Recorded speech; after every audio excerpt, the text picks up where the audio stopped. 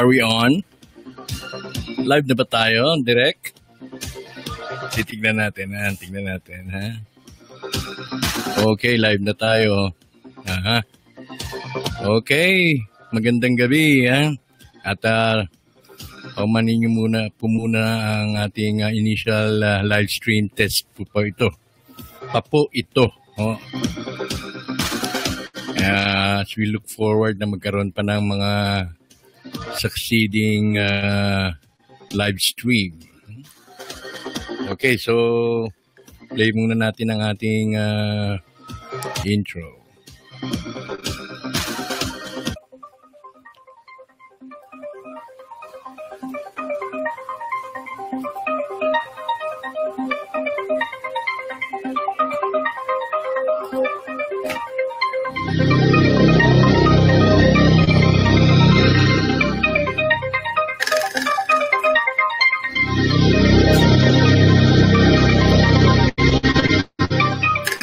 Welcome sa initial live stream test ng UFOSP.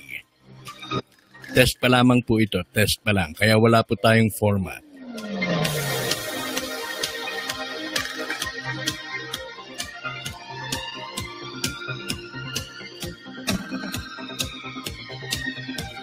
Ito po ang aking pinaplano na maging intro.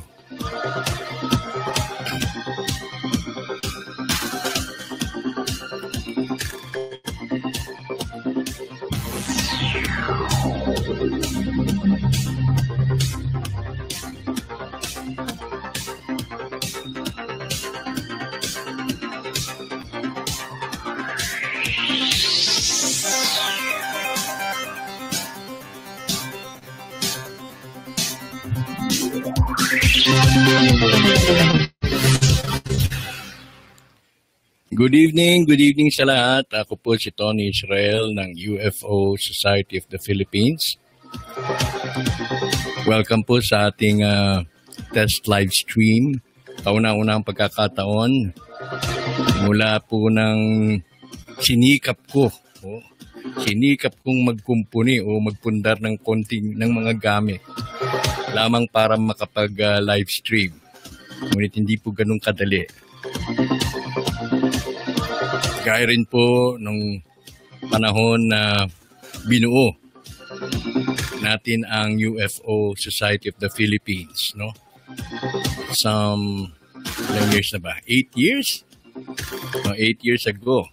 Sa tulong po ng ating mga kaibigan sa media, kaibigan po natin sa Facebook, nabuo ang UFO Society ng Pilipinas at sa ngayon ay meron na po tayong 5,000 members. Meron na rin po tayong mga followers sa Facebook. Salamat po sa inyo. At syempre, salamat po doon sa mga tumulong sa inyong lingkod na maibuo itong grupong ito. Subalit, inaamin ko, malaki ang naging aking pagkukulang mula nang ako ay mag-settle dito sa Iloilo. Hindi ko alam kung paano ako napadpad eventually. Ano? At napag-desisyon ng mag-settle na rito sa Iloilo. Just po sa mga nakakakilala sa akin, doon po sa mga tumulong na maitayo ang UFOSP sa physical na pamamaraan. Ibig sabihin, nagkaroon po tayo ng mga gatherings, nagkaroon po tayo ng mga meetings noon. Yan po sa Metro Manila. Kung hindi po dahil sa kanila, ay hindi po yun naganap. So, kilala po nila ako. Alam po nila ang aking mga limitasyon. Na sa kanilang tulong ay naibuo ang first and second conference ng UFOSP. Of course, siguro dun sa mga nakakaalam, Ang second conference ng UFOSP ay isa po sa mga pinakamalaking gathering ng UFO aficionados. Yan po ay ginanap noong 2011. Or 2011, yes. So, sa Villamor Air Base. Napaka-successful po ng event. Bagaman hindi po naging financially successful. Hindi po naging financially successful yung event na yon. Pero nabusog naman ho ang mga officers ng UFOSP sa naging outcome ng event. Sa mga naging outcome ng event. Of course, magugunita. Dinaluhan po yan ang dalawang foreign speakers.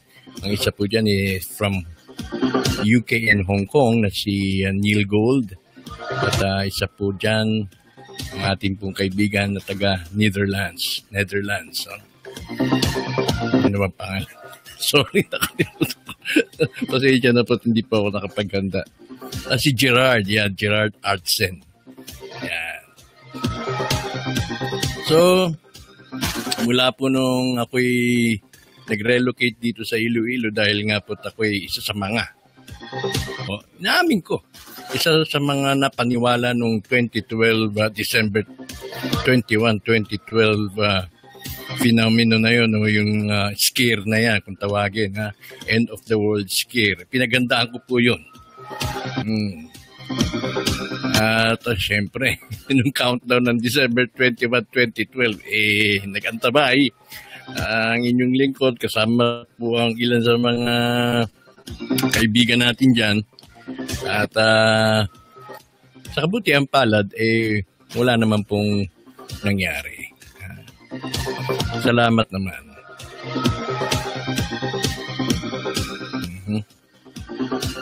Bueno, ako po ay nainganyo na mag-live stream ngayon kahit po hindi ko po sigurado kung ito ay makakapag-transmit successfully.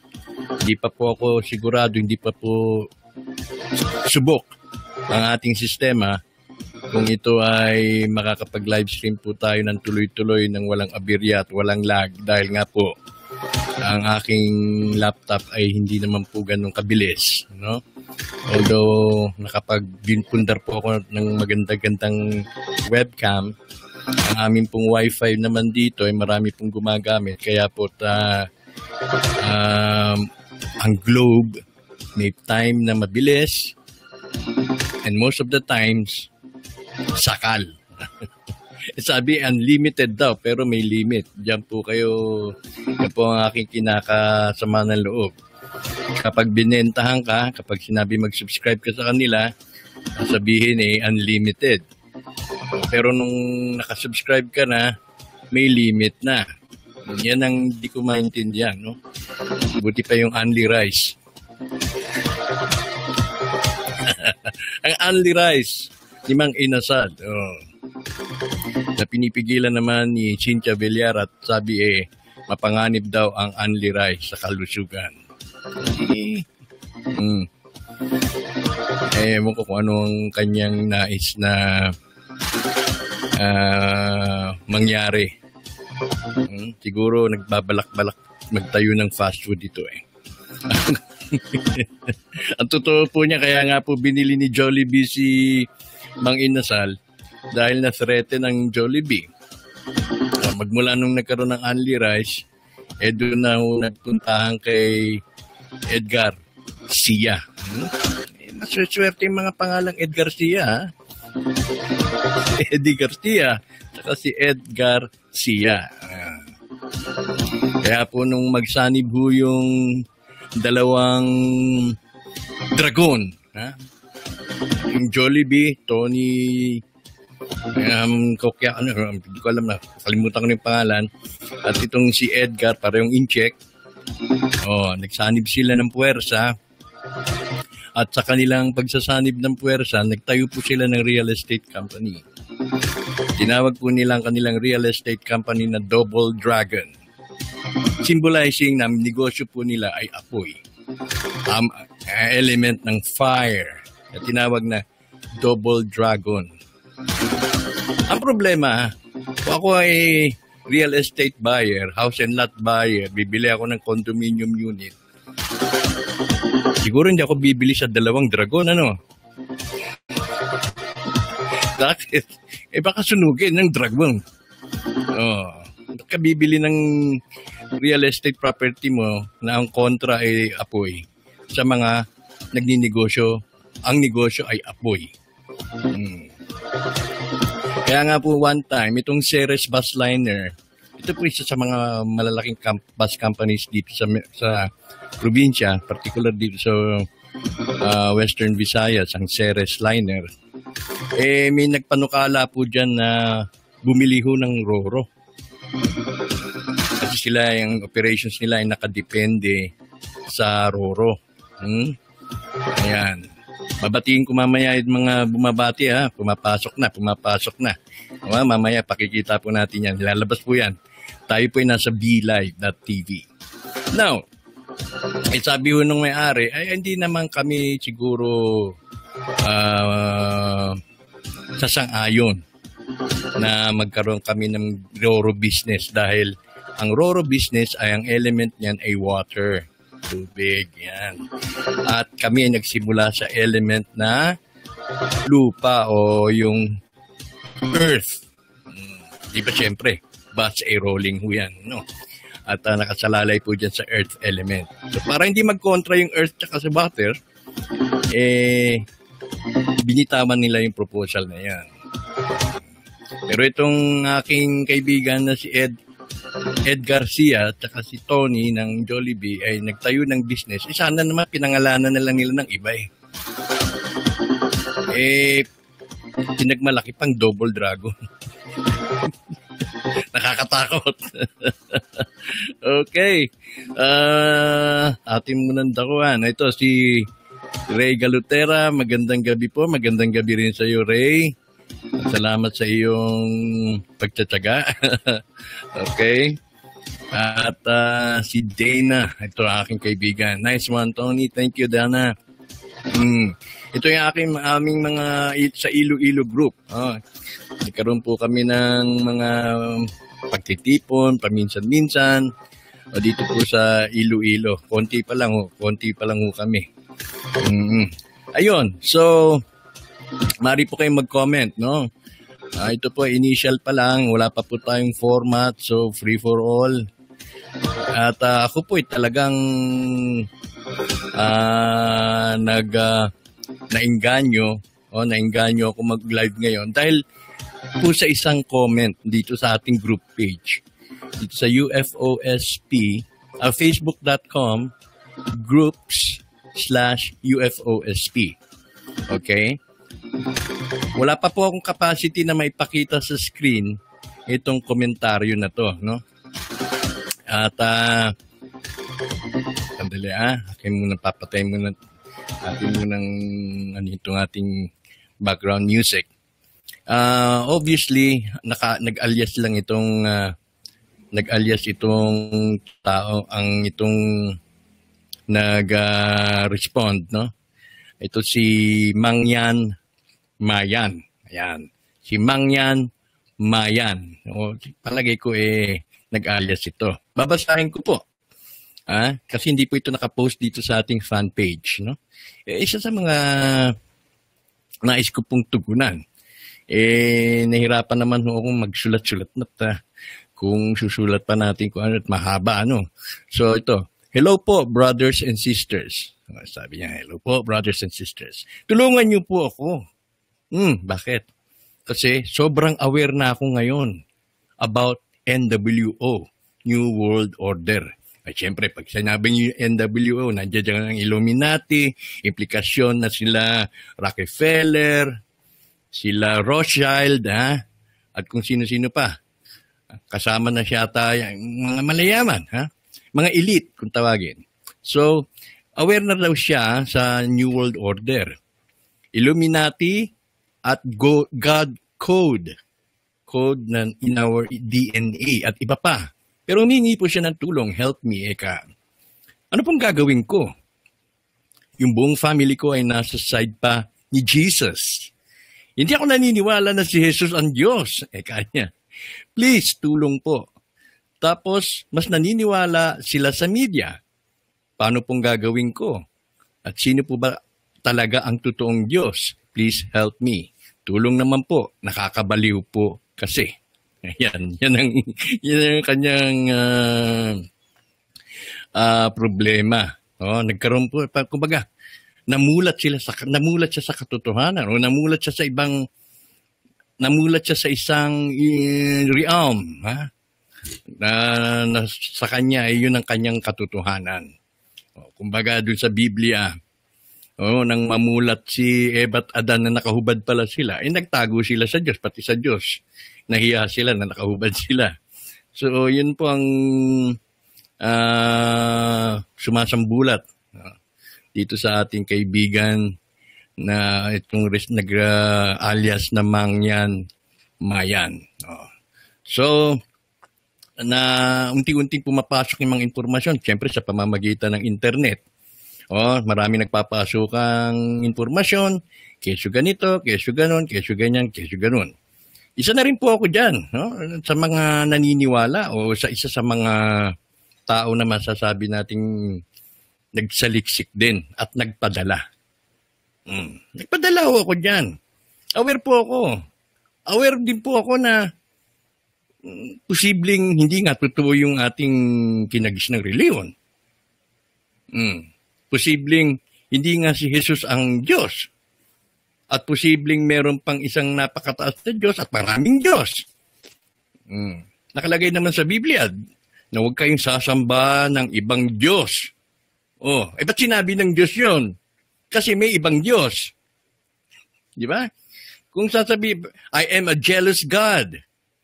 Kung siya lang lalaki sa mundo, siya lang ang Diyos, ba't niya sasabihin jealous siya? Dahil wala naman siyang dapat pagselosan. Now, balikan natin itong problema ni Mangyan. Nababasa niya at pumapasok sa kanyang kamalayan ang patakbo ng daigdig. Sinong nagpapatakbo sa atin, pumapasok sa kanyang kamalayan na siya pala ay isang alipin, na kumbaga parang isa sa mga pyramid builder, at ang nagpapatakbo ng daigdig ay itong mga elite, mga builder-burgers, mga ganyan, Laging nagmi-meeting yung mga builder-burger na yan. Kung saan-saan silang secret location sila nakikita-kita. At meron din pong mga nag-expose, di ko lang alam kung sino Si Alex Jones ba yun? Na nag-expose siya, nakapasok siya sa isang seremonya ng builder-burger at doon nakunan niya ng camera o nakunan niya ng picture na ang sinasamba nila ay itong monstrous na imahe. Saka sa pagkaunawa ni Alex Jones, kung hindi ako nagkakamaling, Alex Jones nga, ay yung monstrous na imahe na yon ay si Lucifer. So, yung mga ganito, kapag ito ay pumasok sa iyong kamalayan, ay talagang malilito ka dahil napakaraming informasyon na pumapasok sa iyo. Kaya nga sabi ng Diyos nagalit nga ang Diyos kay Eva at Adan Bakit? Ba't mo tinuruan? Sabi ng ahas. Sabi ng Diyos sa ahas, ba't mo tinuruan? Ayan tuloy. Naguluhan ang isip. Minsan, ang kamangmangan, mabuti rin. Dahil simpleng buhay, simpleng pagkain, simple ang iniisip, wala masyadong problemahin. Ngunit ito ngayon, sumambulat sa kanya, marami na siyang iniisip at lalo siyang nalito. Kung totoo man nga ito'y tayo patakbo ng Illuminati, kung totoo man ang presidente ng Amerika mismo ay hindi siya ang namumuno ng bansa, kundi meron pang mas mataas na invisible na nagpapatakbo sa kanya, palagay na natin ganun, palagay na natin ganun. In which, na ako'y naniniwala. Hindi ko sinasabing yun ang totoo. Pero yun ang katotohanan ko. Lahat tayo may kakatotohanan. At ang katotohanan ay nasa isip ng tao. Kung anong gusto niyang tanggapin katotohanan, yun ang kanyang katotohanan. Ngunit, ang problema ni Mangyan, Ha? Ang problema ni Mang yan, gusto niya i-impose yung katotohanan niya sa ibang tao. Ako man din, ganun din dati, Mang yan. Ako'y nagsalita sa radyo, kahit wala akong pera, nakakuha ako ng program sa radio, sa RJ, DZRJ noon, kaloob siguro ng mga aliens yan, ha? At nangaral din ho ako. With an intention na gusto ko rin pong ipapaniwala o i-share yung aking paniniwala sa iba. Ngunit sa haba ho ng panahon, sa haba ho ng prosesyon, sa haba po ng sakripisyo ng aking inialay, na-realize kong useless. Na-realize kong huwag mong i-impose ang katotohanan ng alam mo o katotohanan mo sa ibang tao. Kung ang paniniwala nila ay si Jesus ang Diyos, very good. At least naniniwala silang may Diyos. At least yun ang nagiging patnubay nila sa buhay. Kung hindi naman siya naniniwalang may Diyos, okay rin naman. Basta alam niya kung paano patnubayan ang kanyang sarili. O kung paano niya gabayan ang kanyang sarili. Kung paano siya mamumuhay sa lipunan. Hindi po yung 9 ginagawang 6. Halimbawa, ang kautosan ng Diyos 10 utos. Lord, 9 lang ho kaya ko 9 lang O sige na nga, 9. Lahat 999. Pero meron namang isang influential na tao, ginagawa niyang 666. Yeah.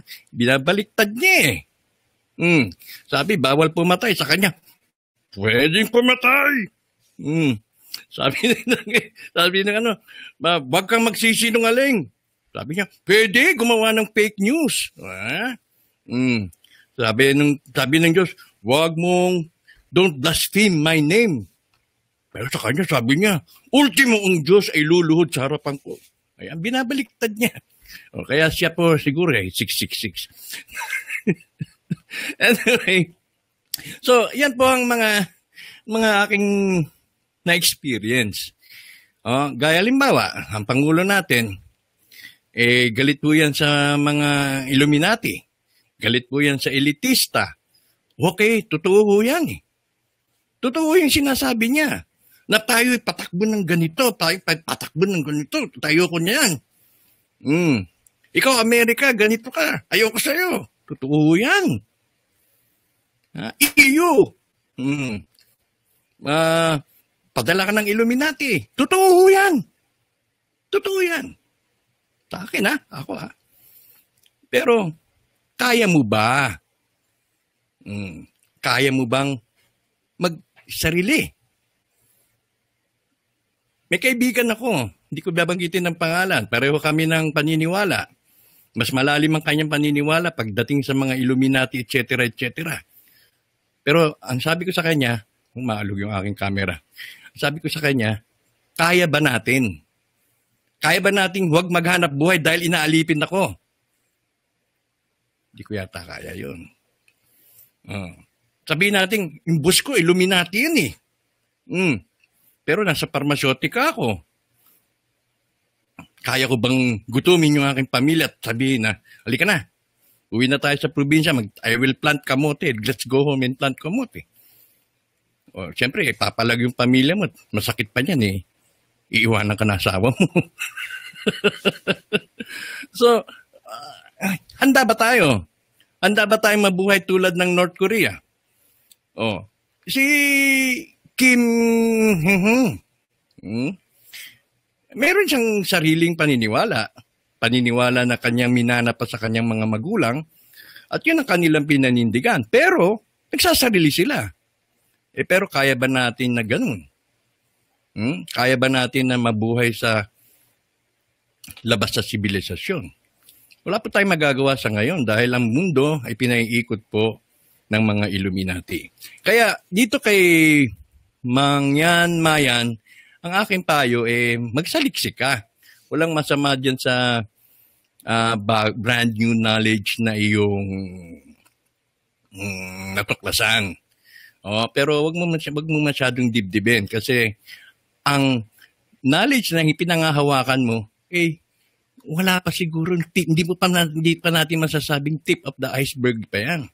Kundi, ewan ko, baka speck o isang buti lang yan ng bigas doon sa sako-sakong nandoon o sa... Kaya wag mong i-magnify ang isang bagay na hindi natin alam ang kabuuan.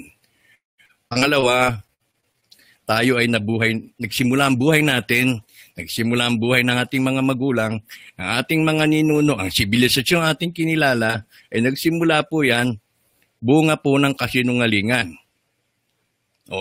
Ang kasinungalingan hindi po mamumunga ng katotohanan. Kaya ang mundo po natin ngayon ay isang mundo ng ilusyon. Nabubuhay po tayo sa ilusyon. Ang katotohanan ng ating iniisip na katotohanan, na tinatanggap na katotohanan, hindi po yun yung absolute na katotohanan dahil pinasinungalingan po nila ang ilang mga bagay-bagay. Ha? Okay, so yan po ang tugon natin kay Mangyan Mayan. Okay, kay Eric Boy. Eric Boy, cool. Ang pugi ni Eric Boy, si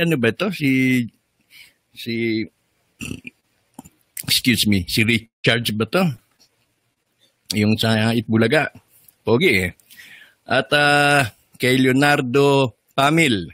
Tama ka dyan. Salamat. Okay. So, hindi naman natin masasabing totoo yan, Pero yung aking binabahagi ay pananaw ko lamang. At ito si Franz Joaquin Reyes. Hey, okay. Hey, hi, Franz. Okay, so, isa po yan sa mga nag-inganyo sa akin magkaroon tayo ng test live stream ngayon. At sana kung maganda itong transmission natin at magiging stable itong ating connection, then baka magkaroon po tayo ng regular, at least once a week, itong mga members natin sa UFO Society, although hindi natin masasabing physical ang membership. Ito ay virtual membership. Magkakaroon po tayo ng pagsasama-sama. Ang aking mga kabrad sa La Union, ayan, si Mr. Robert Lopez Chan. Nanonood niya from La Union. Congrats, Kuya. Thank you, Kuya Robert. At ako ay nakasubaybay sa inyong itinayong Maharlika tribe. Sana makarating dito sa Iloilo yan, At isa rin akong gawin yung dato, Although na hindi ako dato na mayaman. Okay, thank you. Regards kay Eileen. Ang kapatid mo niya na si Eileen ay nasa ngayon? Nasa Chicago, maten ng Lions International Convention. Naka-post yan sa Facebook. Okay, and good luck sa iyo, Robert, yung Kubo Grill. Magaling po ito sa numerology. Alam niyo po ba na si Kuya Robert, siya po yung, doon ko lang nakita, yung Marawi pala. Pag binaliktad mo, ano ba yung Kuya Robert? Pakiano nga yun? Basta war War, Maraw. War. Nakalimutan ko Marawi is something na denotes war. Kaya, war. Nakalimutan ko yung sequencing niya. Magaling yan. Si Kuya Robert. Okay. At bago po tayo, isa po sa mga topic pa rin, pangalawang topic po natin ngayon, itong naka-spot. May naka-spot na taga Aurora Province na tila parang comet, parang UFO, UFO kasi unidentified siya, Ito si Bayani Almoite. Okay. So Bayani Almoite, naka-spot siya ng kagabi ng isang ilaw sa taas. Ang kuha niya rito, may streak yung ilaw at kung si Mike Enriquez ang tatanungin mo rito, Si Ilong. Oh, ano? Ayan. Flashlight lang yan. Sasabihin nila, flashlight lang yan. Okay? Parang namang beam ng flashlight. Pero, yan po ang pagkakakuha niya, no? At maganda naman ang pagkakakuha. Kaya lang nga yung iba, talagang walang respeto eh. Kaya ayoko na magpa-interview dyan sa Mike Enriquez na yan dahil didibang ka lang yan eh. Okay, so itong kanyang na-capture kagabi ay parang streak of light tapos merong main light na nagtatraverse sa himpapawid sa space, no? Ito ay kanyang nakunan sa Madela, Quirino. Okay? Incidentally, nakunan din ito ni Rodolfo Orlanda na kanyang naispatan din. At itong si Rodolfo ay located siya sa Bicol. Ha? Bicol? Pakiano nga yan, Rodi, kung Bicol Albay. Okay, yan. So, sa Bicol Albay. And nakita rin daw ito sa Nueva Ecija. Sa Nueva Ecija. Now, incidentally, meron po akong nakita sa YouTube kanina na nagpakawala po pala ang China ng isang rocket, satellite rocket, papunta sa space para sa kanilang Man on the Moon space program. Apparently, sabi dun sa Facebook video na yan, something went wrong with the launch.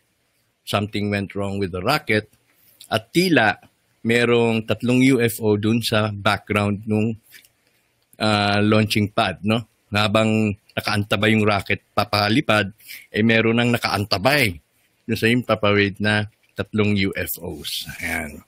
So, posible na itong kanilang naispatan ay yung rocket ng China na kung hindi nga naging successful yung launch ay pinigilan siguro ng UFO. Ayaw siguro ng mga UFOs na mamayagpag ang China. Okay. So, yan lamang po ang aking may bibigay na comment. Naka 30 minutes na po pala tayo. At maraming salamat. Tayo po muna tayo ay mag-wrap up na muna. At nang sa ganoon ay teka ha. Okay. At nang sa ganoon ay hindi tayo masobran. Okay. Palalawigin po natin ang ating mga talakayan hinggil po dito sa UFOs. Ano pong kinalaman ng mga UFOs sa geopolitics, ano kinalaman ng UFOs at bakit may Illuminati, bakit bakit naililink ang UFO sa Illuminati, bakit nalilink ang UFO sa CIA, bakit nalilink ang UFO sa mga sindikato kasama ang droga. Yan, ha? Ayan po ay tatalakayin natin unti-unti. Mag-antabay lang tayo at paki-like na lamang po ang ating fan page. At ang lahat po ay inaanyayahan din po na mag-member po sa group page natin. Although na pareho lang yan, ha? Kung ano pong nagre-reflect dun sa group page, nagre-reflect din po yan sa ating fan page. Como ang BLive TV ay sa isang platform lang po pwedeng mag-transmit sa ngayon. O kaya dito lamang po tayo sa fan page nagtatransmit, hindi po dun sa group page. Okay?